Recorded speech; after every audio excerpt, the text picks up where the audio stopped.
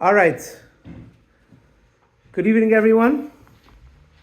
And today's class is going to be something connected to the times that we're in, and we're going to see how it's connected to the Torah portion. We're living in unprecedented times, there's no question about it. Things that we're experiencing today, many people never dreamt are going to happen. And I want to talk today about one specific thing. I also asked if we could try as much as possible to leave the questions for the end, since many people watch the recording. And it's hard to watch a recording when there's a question in the middle and the person, sometimes it's off topic, sometimes the person can't hear the question. So at the end we'll take all questions, we'll wait for the class, we'll get through what we want to discuss today. The fact is, it's been years since America got involved in something that they personally do not have an interest in. More than that, something that was a tremendous risk and danger for them. It's always easy to say after the fact, well, nothing really happened. They only bombed the base when no one got hurt. But beforehand, everyone knows the tremendous risks. Israel had no choice. They had to do it. But that America got involved is something that's unheard of.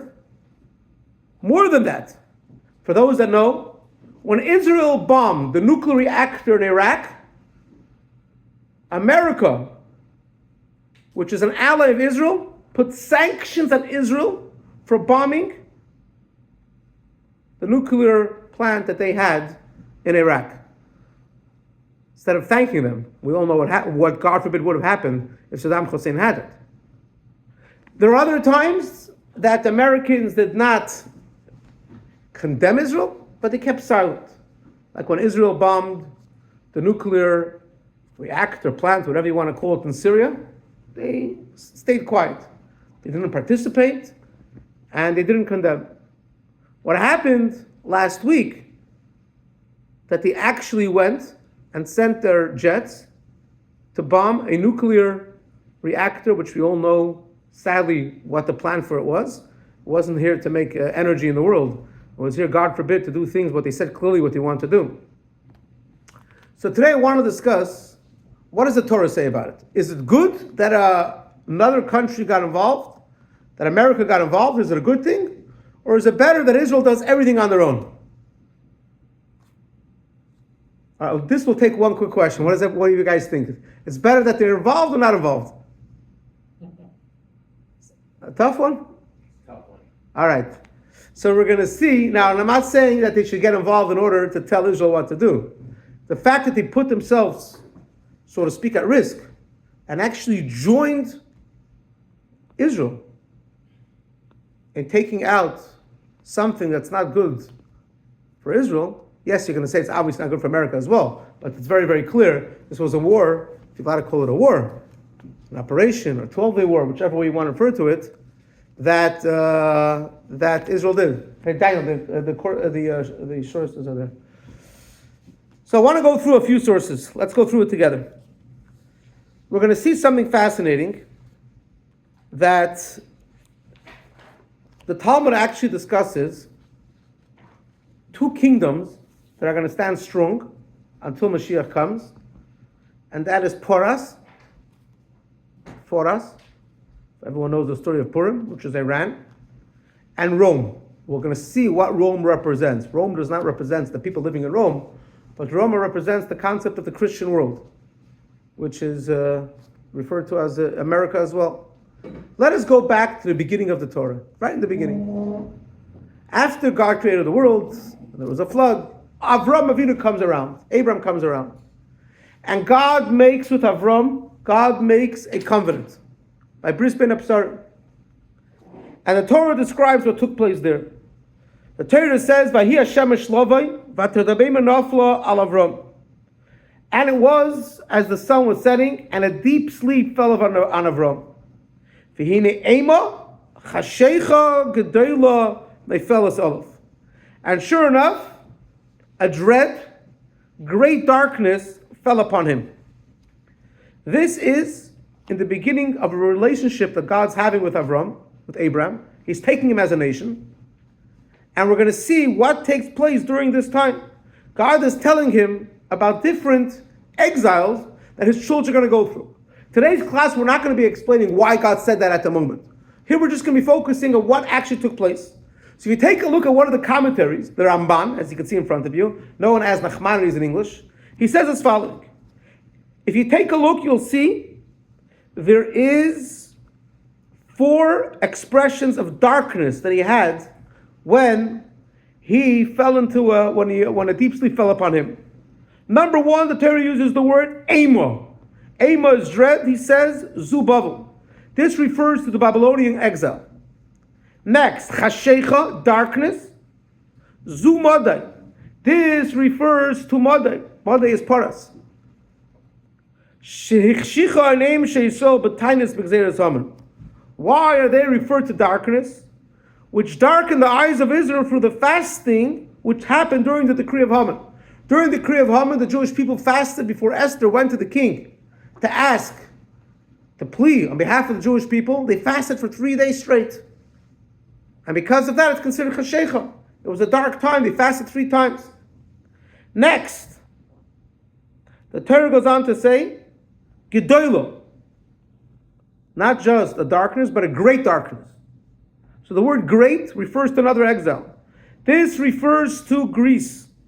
Sheyotzra choshech ruchni gadol, which created a great spiritual darkness. Next, Neifelas Olav, fell on him. So it says, Zu Edom. This is Edom. Golus Reimi Harucha Ad Yomenu. The Roman exile, which continues until this day. So the Torah lists, besides the exile of Egypt, 4 more exiles that the Jewish people are going to go through. That's what it says. And the Talmud says, in the beginning of tractate Avodah Zarah, as we'll see in the next source, from these 4 exiles, 2 are going to remain until the coming of Mashiach. Which 2 are these? Paras, which we call Iran, and Roma. Roma is relating to, like I said before, it doesn't refer, the people living in Greece today are not those that made problems against the Jewish people during the story of Chanukah. Rome represents the Christian world. America is a country which is a Christian country. People believe in God. That's why the president, when he speaks, he always says, and may God bless America. It's all built on the foundation of a belief in God. That's the reality of life. It's very interesting. I believe, if I remember correctly, I saw when things started in Israel, the U.S. ambassador to Israel wrote a letter to President Trump to remind him that he was saved in Pennsylvania by a bullet that got this close, in order that he has a mission to accomplish. There's something here that he has to do. Meaning to say, there's a God that kept you alive. There's a reason why you're alive. America is built, the founding fathers are built, America is built in a country where people believe in a God. And again, I'm not going to say it's a religion that we believe in, but there's a concept that they believe, and something that we don't believe in. But I'm saying, but it's a concept that it's a religion which started in Rome. Rome is what symbolizes the Christianity. So it's very interesting. The Talmud tells us, I'm going to see inside the source, from all these that we mentioned, the Babylonian exile doesn't exist anymore. Meaning to say, the Jews were in Babylonian, but they came out. People living in Babylonian, which you can say is Iraq today, has nothing to do, there's no sources back that we follow a Babylonian tradition. There's people living there.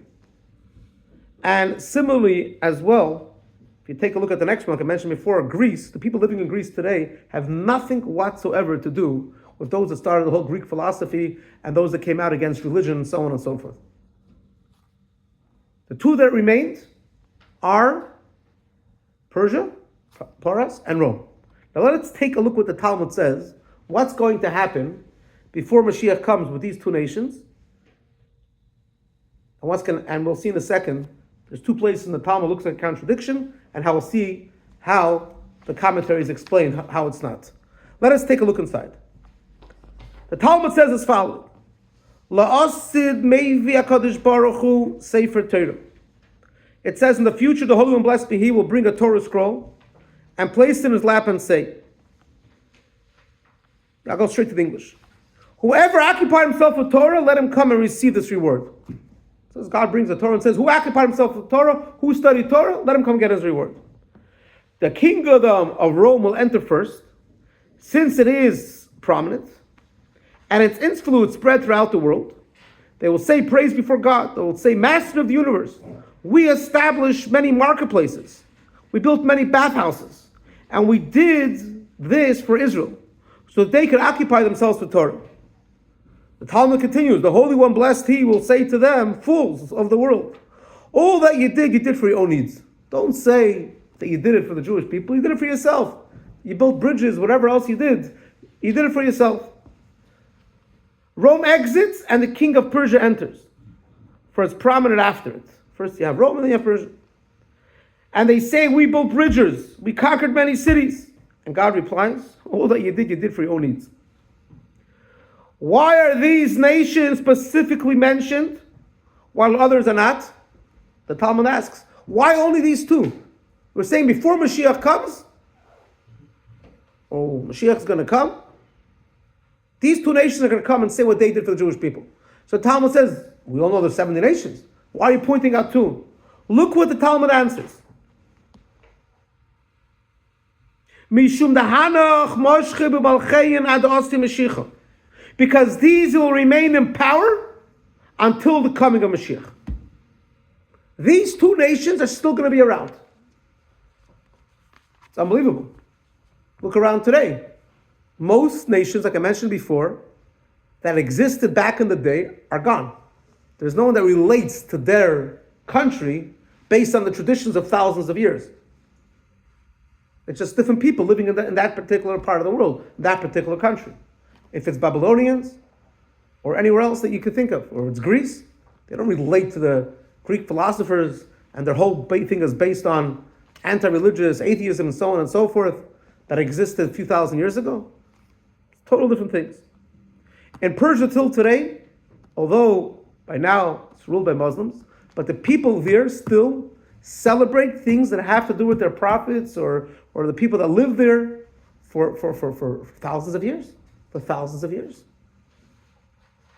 There's a very, very, very strong connection between the people that live in Persia today to the people that lived there many years before. So this was a nation that continued to exist. Paras and Rome. Again, Rome symbolizes the concept, like I mentioned before, the Christian world. These are the two things that exist till today. And the Talmud says they're going to be there till the coming of Mashiach. Now,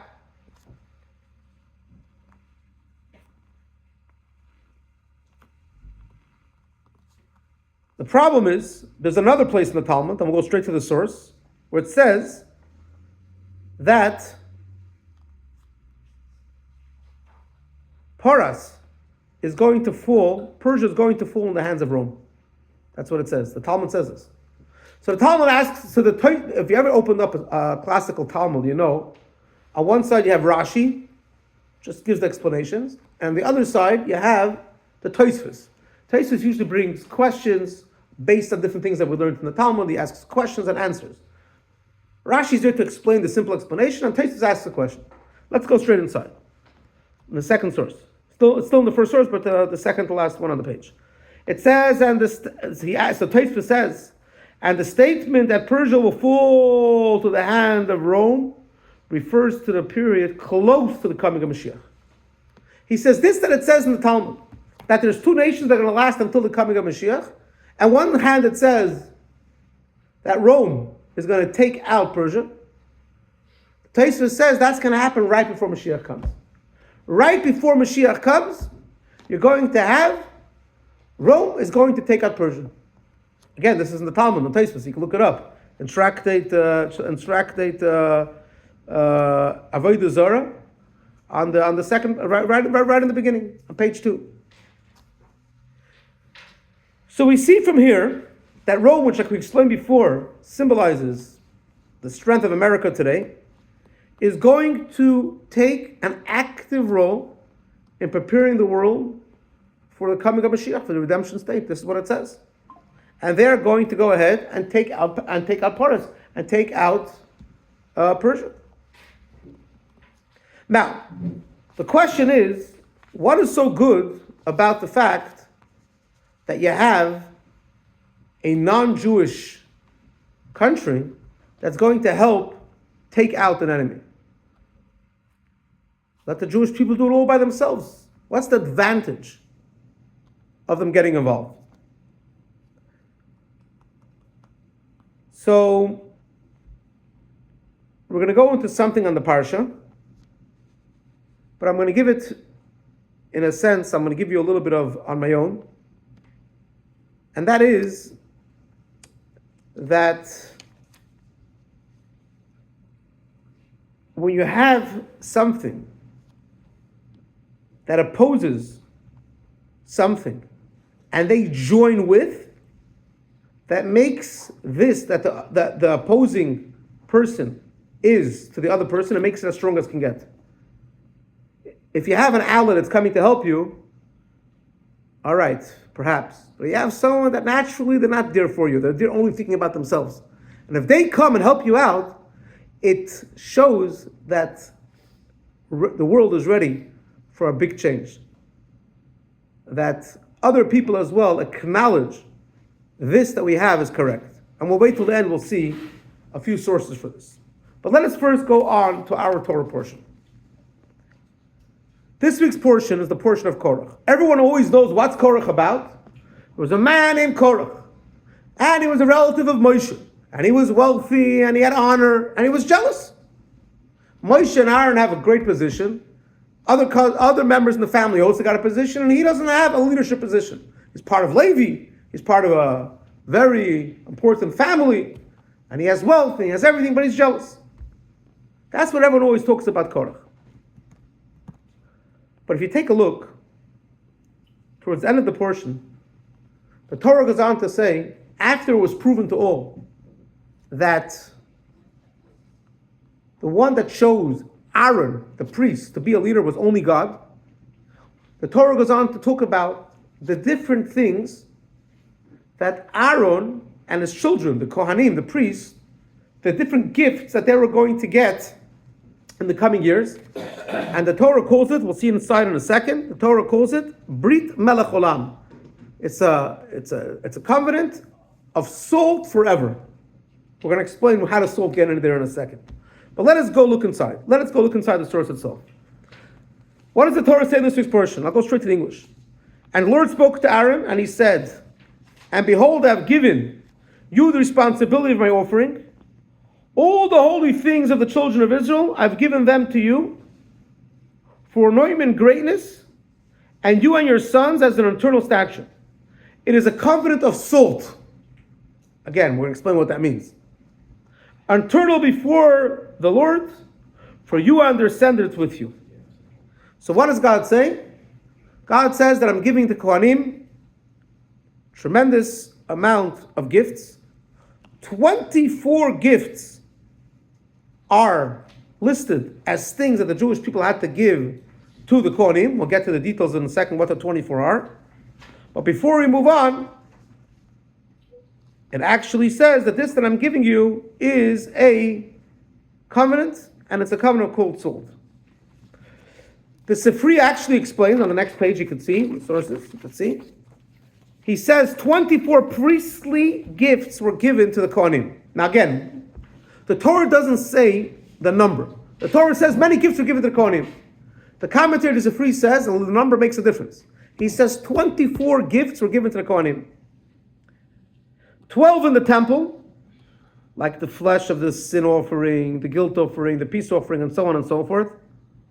12 in the borders, which means outside the temple, like Truma. When you had a field, you would have to give automatically everything right away. You had to give something to the Kohanim.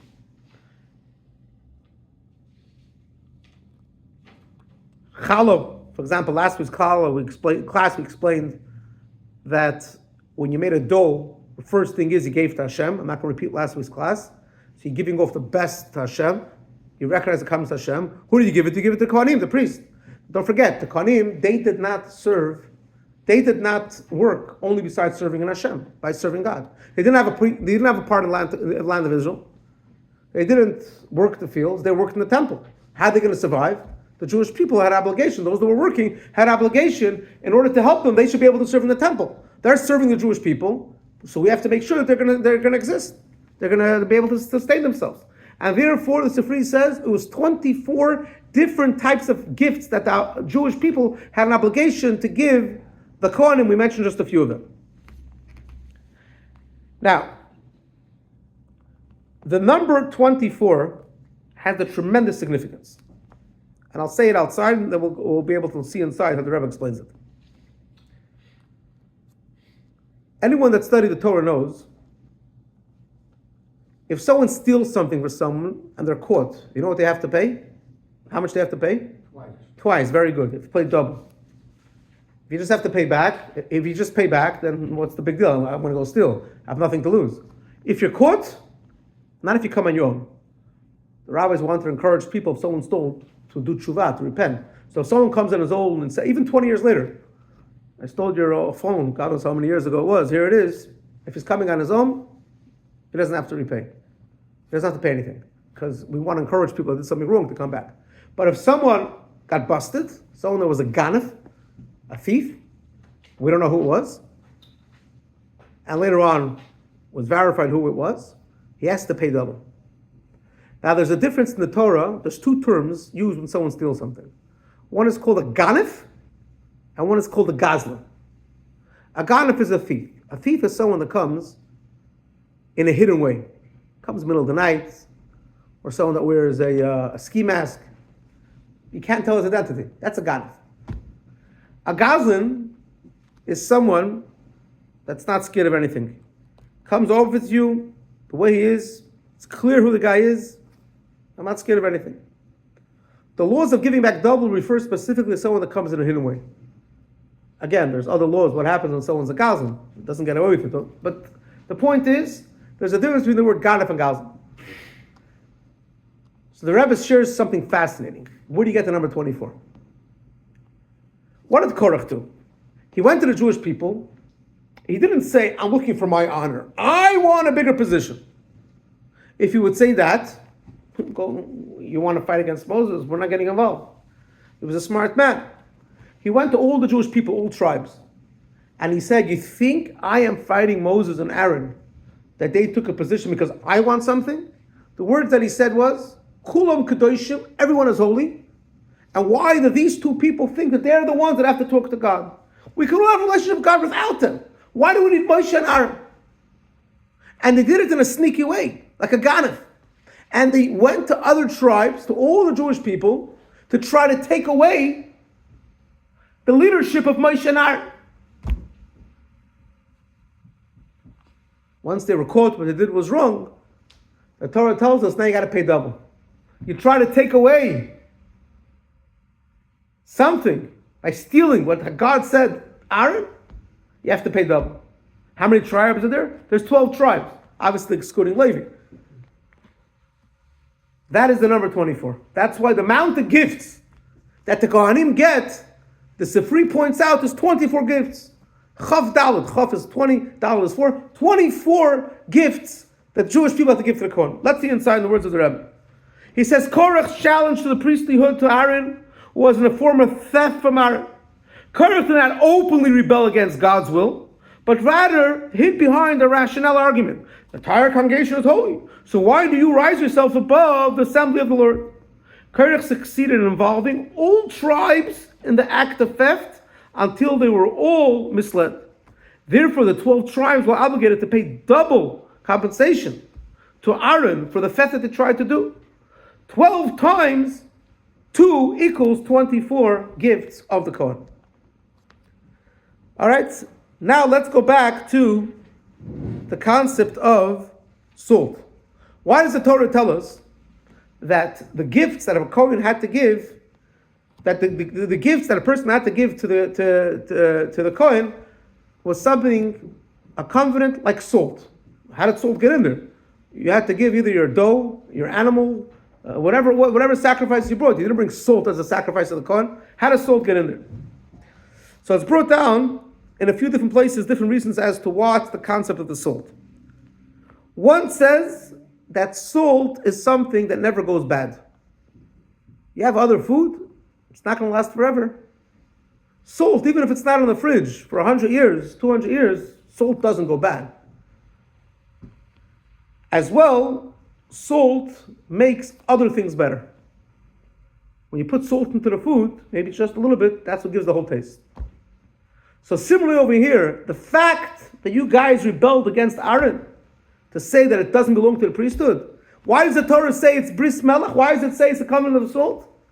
Because they're going to be their descendants for the rest of the time are those that are chosen that are going to serve in the temple. Originally, God wanted the firstborns to be the ones that are serving the temple. Because they messed up with the sin of the golden calf, it was passed over to Kohanim. So the tribe of Levi, and here specifically the Kohanim, their mission is going to stay forever. And that's why the Torah uses the word salt. More than that. When a person gives something to the Kohen, and the Kohen takes it, it's making better all the things, the blessing for the person that gave it. When you gave something to the Kohen, you gave him even something small. That little small, just like you put salt in, it makes everything better. That made better everything else that I had in my possession. Let us take a look inside Rashi. Rashi says as following. A covenant of salt, a covenant was made with Aaron regarding something strong, lasting, and which causes healing for others. Covenant of salt like a covenant made with salt, which never spoils. So now we understand that the gifts that were given to the Kohen played a tremendous role. Not only that, but it brought blessings to everything else that the person did. Now let us go back to something very interesting. When we talk about giving a percent of your fruits that you had in Israel, which part of Israel was obligated to do so? It's very interesting. When you have a field in Ontario, you don't have to give your Trumot and Masrot. You don't have to give specific things from those produce to the Kohen, to the Levi. Say there's a general concept, the person gives 10% of their earnings to charity. But there was no specific things from the field that had to go to certain places. Like I mentioned many times in the classes, today when you go to Israel, to a fruit store, it has to have a kosher sign, a fruit store. Over here in Toronto, we all know you can buy fruits anywhere. You go to TNT, you can buy anywhere, wherever you want. But in Israel, it has to have a certification that a part of the fruit was taken off as Trumot and Masrot. Although today, we can give it to the Kohen, but a symbolic thing, not to forget it, has to be done. If not, you're not allowed to eat that fruit. And that's why, only in Israel, the fruit stores have to have a hashgacha, have to be kosher certified. Now, there's a whole discussion in the Talmud, and other places as well, what is considered part of Israel? What's considered part of Israel? How do you decide what's part of Israel?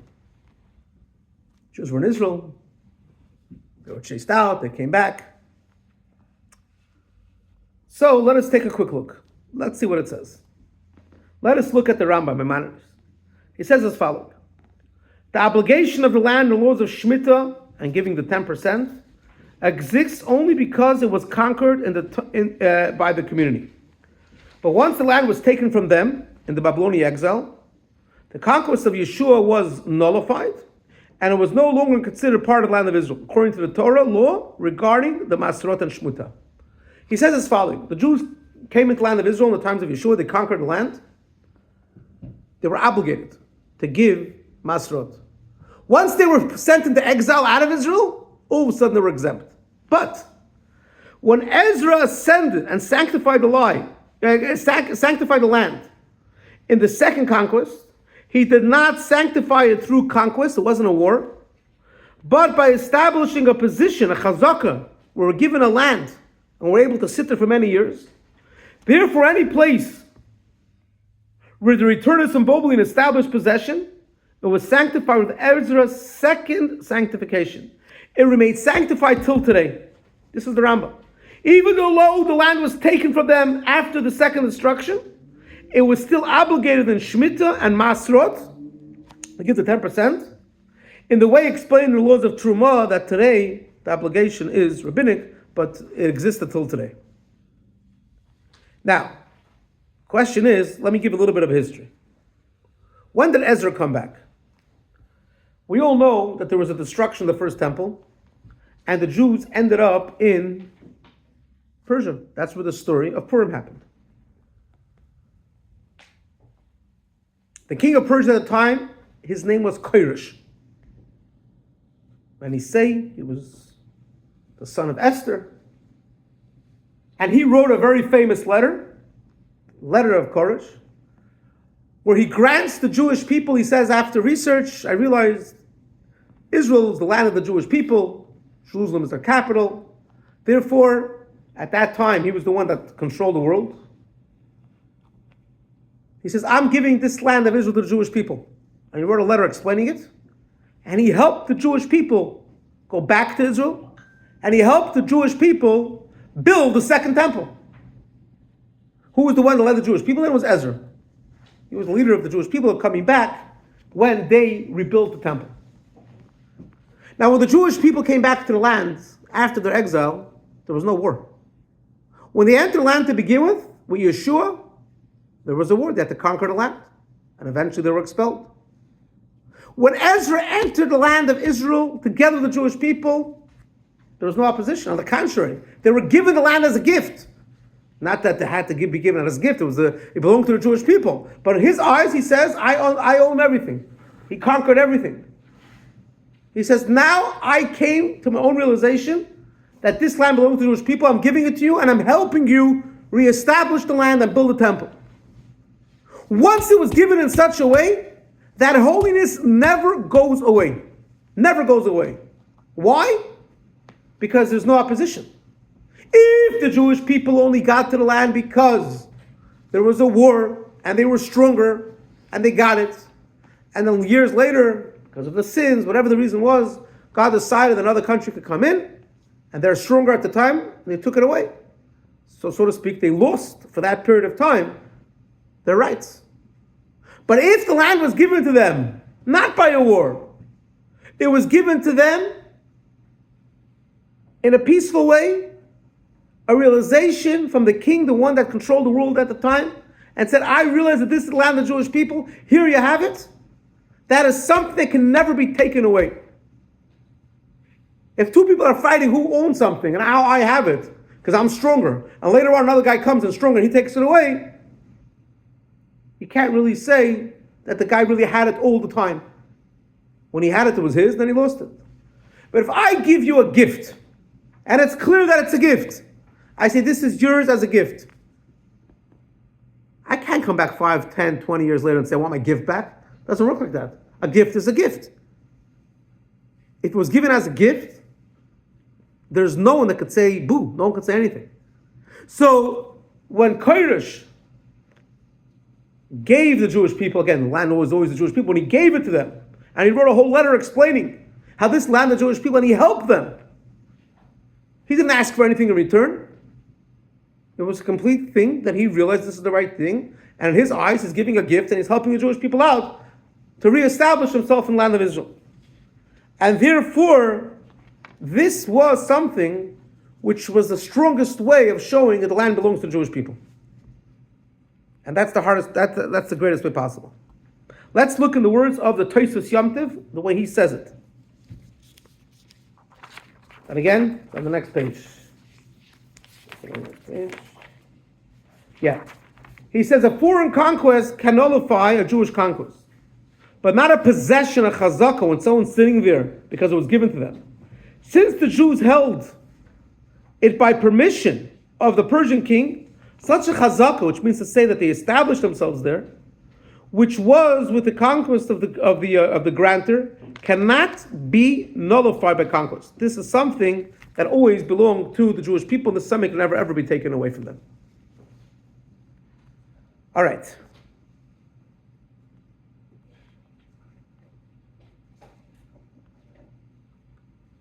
The fact that the strongest nation of the world got involved to help out Israel in a peaceful, to bring about that we should be able to live in a peaceful way.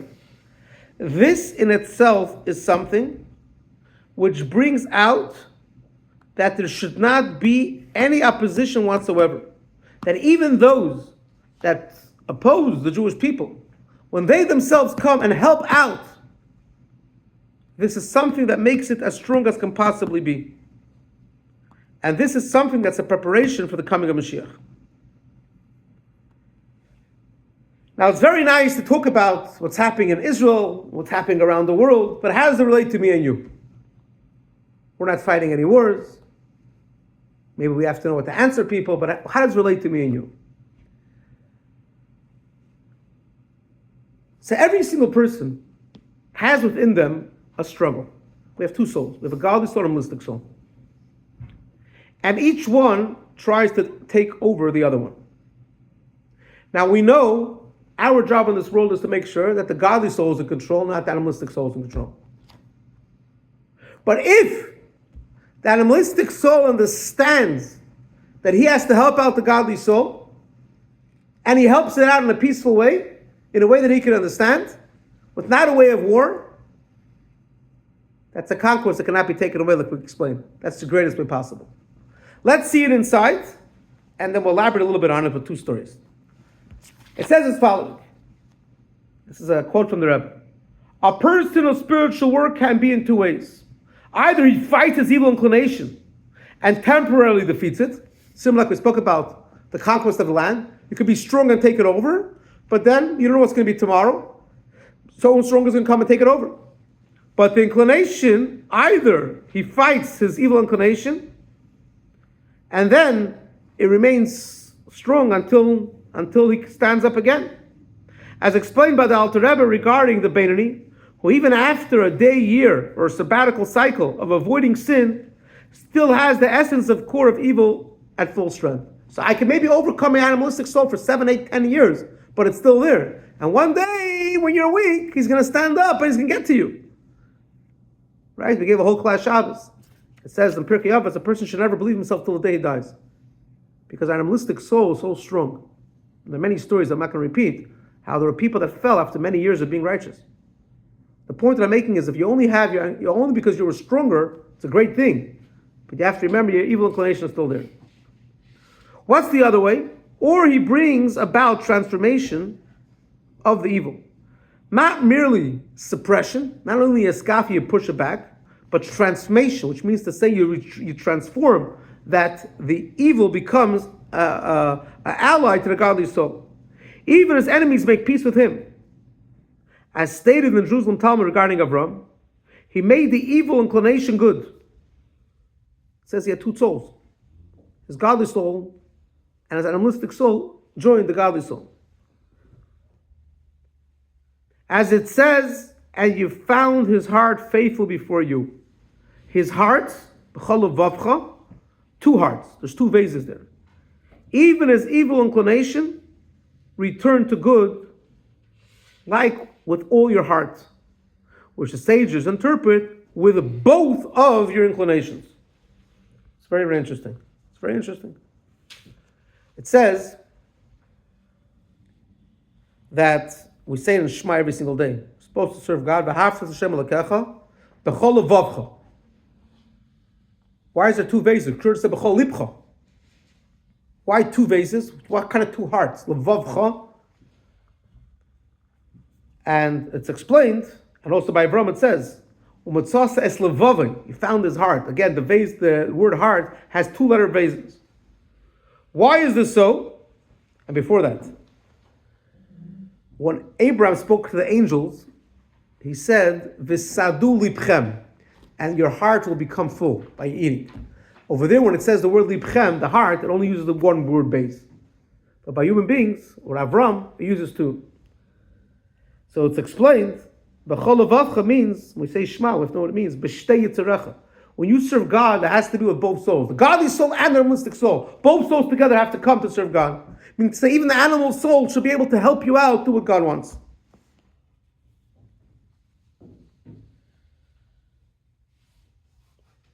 Now,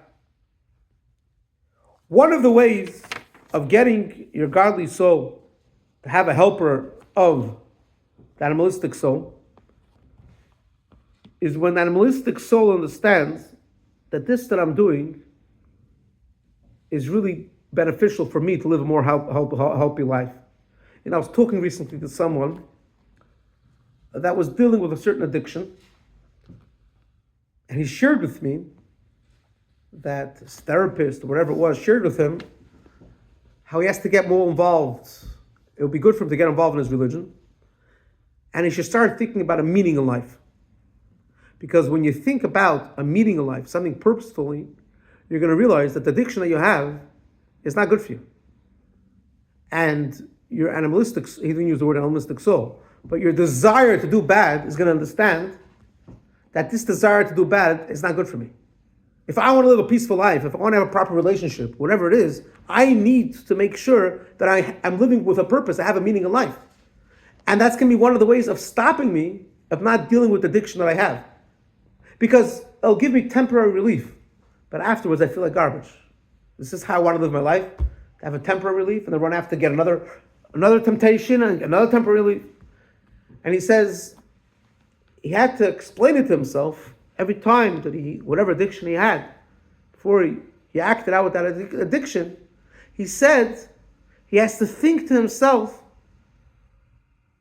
is this something that's going to make me a happier person or not?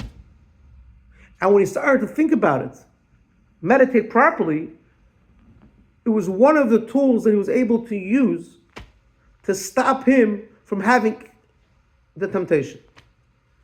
And I explained to him, this is something that talks about it in the Torah and Chassidut.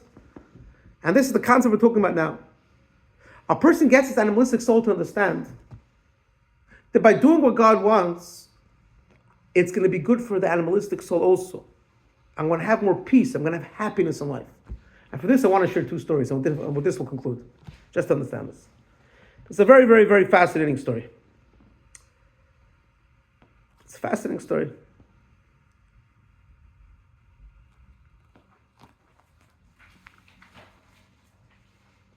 The Torah tells us about a woman that managed to convince someone not to fall through sin. One of the greatest rabbis that we have in the Talmud, his name is Mar Ukva, and he's held to the greatest regard. So I want to share with you the story, why he's held with such great regard. Rashi brings it down very briefly. There's a sefer written by Rav Nissim Goin, and he brings the story in great detail. And the story goes as following. Mar Ukva, again, he's a rabbi mentioned in the Talmud. He was a very, very, very wealthy, successful businessman. One time, he fell in love with a girl which was married by the name of Chana. And he wanted to have a desire, he had this crazy desire to have a relationship with her. And she's married. She couldn't. He couldn't. He had such a great desire that he became sick. And there was a danger to his life. So, the doctor suggested, maybe they speak to her, that she should have a one-time relationship with him, and like this, be able to save his life. They came to the rabbi said, absolutely not. Absolutely not. She's a married woman. Control your desires. You're sick. You say, I must have it. I'm sorry. You're not allowed. Torah says no. End of story. So the doctor said, let her just talk to him. Hopefully, when she comes and stands in front of him, they have a conversation together, this is going to calm him down. And the rabbi said, if she's going to have a conversation about whatever it is, but in his mind, he's going to be thinking about doing something wrong, you're not allowed to do it. And he said no. As time went on, he got better, came back to himself. Right? Doesn't last forever.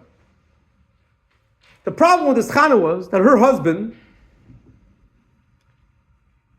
had no success, and got into trouble and ended up in jail. Now she needs money to live.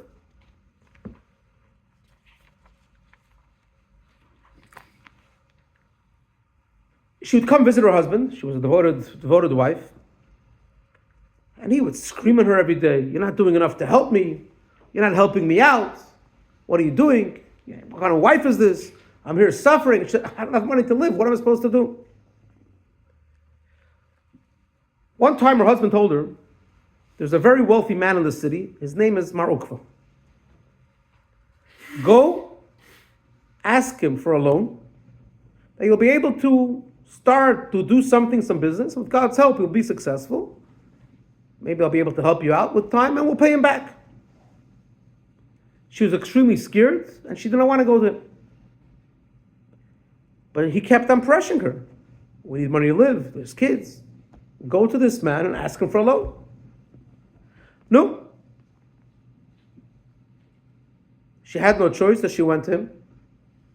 And he gave her a tremendous amount of money. Right after he gave her the money, he started talking to her that she should be with him.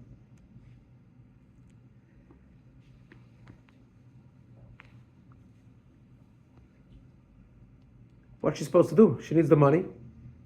And the guy is telling her what to do. Her husband's a shlamazel in prison.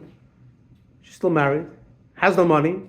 This guy is the wealthiest man in the city, offering him a tremendous amount of money as a loan, free loan. Make back the money, pay him back, but there's a condition. She told him as follows: "I'm in your hands. I'll do whatever you want. But I'm asking one thing. Withhold the temptation of your Yetzer Hara. Control your evil inclination."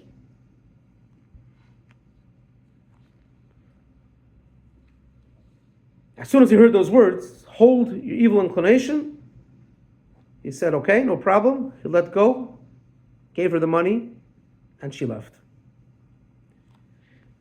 She comes to her husband, and the husband says, "Oh, you got the loan with such a big amount of money. I know for sure something happened. Don't tell me nothing happened." And he didn't believe her. He didn't believe her. And he said, "There's no way. There's no way. There's no way in the world. Don't tell me nothing happened between the two of you. I don't trust you." One time, the rabbi at the time, Rabbi Kiva, he was sitting with his students and they were learning. And all of a sudden, they saw a man driving on his horse. And they said, "This is the sinner. This is the guy that because of him, that lady is not married to her husband. They got separated because he did something inappropriate with her." Rabbi Kiva said, "Leave the man alone. He's a very righteous man. There's a lit candle that I see on top of his head." Rabbi Kiva said, "Call him over, and I want him to join to start studying Torah with me." So the husband of this lady said, "How are you learning Torah with this guy? This guy's a lowlife." Rabbi Kiva said, "Don't you see that there's a candle lit on top of his head? He's a pure man, he's a holy man." When a person heard Rabbi Kiva say that he did nothing wrong, he's a pure man, he took back his wife. And from then on, they gave Mar Ukva another name, that there was sparks of candles, sparks of light that was coming off his head. What did she say? What did she say? Let's take a look in the last source that I brought. "And Chana said to him, 'I'm in your hands, under your protection, and I have no mouth to defy your words. But I shall inform you, your moment has come to acquire eternal life.'" These are the details of what she said. "Be careful not to forfeit your reward and the goodness of the world for a small matter. For no one can reach this except through great toil and effort. And you can reach your Creator's will in a brief moment." Just with step. Don't do the temptation. if you listen to your reason and rebuke your evil inclination. What did she tell him? She said, make a calculation. You can have the world to come because you're going to have the strength to overcome this temptation. What do you prefer? To have a minute of bliss in your mind and then boom, it's gone? Or you can have the world to come. And he listened to her and he did not sin. He had his animalistic soul explain to him that it makes more sense to withhold, not sin, because the reward that he's going to have is much greater. So even something that was evil agreed that this is something that makes sense at the moment. And that is the greatest way of bringing about peace within the person. Similar, we understand in the world. When other nations get involved and understand this is something that makes sense, there's something for the good of the world, that even people that were opposing things all of a sudden come together. One last story with this I conclude. The story goes back 130 years ago in Vienna. There was a young girl by the name of Rachel. I believe her last name was Schiff. And she had an unbelievable voice. And she started singing in different places. And there was because back in the day they also had different managers of the talent of the time. And they saw this guy saw this girl, he said, I'm going to take you around Europe, I'm going to make you the next biggest singer. And she was torn. She came from a religious family, but now she has time to get the fame. If this guy, which was the biggest producer, says I'm taking you under my wing, she had an unbelievable voice, it's unreal. And she didn't know what to do. So she went to the rabbi, there was a Rebbe living in Vienna at the time, the Capuchin Rebbe, and she said, I'm torn. I don't know what to do. So the rabbi asked her, what do you want, money? She says, no, money, thank God, fine. And I have an opportunity now to become the known singer in the whole Europe. Come on, it's unreal. The rabbi asked her a simple question. If you know that if you don't do this, you're going to have a child that's going to be a very righteous person and it's going to be known all over the world, do you agree to have a little bit of fame of going around singing for the next little while, or to have something that stays forever? Think about it. And she thought about it. She goes, I obviously want to build something that's going to stay forever. And she gave up going on the tour to become the singer of Europe at the time. Fast forward a number of years, she got married. Her and her husband managed to escape Europe. They came to Israel. And before she went to Israel, she sent her son to learn in the famous yeshiva of Rameir Shapiro, Chachmei Lublin, in Poland. The son turned out to be Rabbi Shmuel Vosner, passed away at 101 years old. He was the leading halachic authority for many, many years for Jews around the world. By his funeral, there were over 100,000 people that showed up to his funeral. He wrote many, many books. They once asked Rabbi Vosner if the story happened with him. He says, I never heard it from my mother, but what I can tell you is that before I went to yeshiva, my mother told me, you better study good, because you have no idea what I gave up and invested everything in you, that you should be who you are. And again, the reason why I share this story is, at times, when the animalistic soul understands that this is the right thing, and the animalistic soul joins forces with the godly soul, that is the best way of taking over something. It's not in a way of war. It's in a way of something that makes sense. I agree that this is the right thing. And this is why it's explained, to start off, we started at the beginning of the class. When other nations join to help out Israel, not because there is something in it for them, but because there's a realization, by doing so, we're helping the right people, we're helping the right things. This is what it's explained when it says in the Talmud that Rome is going to defeat Paras, and that is going to be the preparation for the coming of Mashiach. May Hashem help, may God help, that we witness this speedily in our days. And one of the ways of doing so, in our own personal lives, since it says when you bring redemption in your own life, this is what brings redemption in the entire world.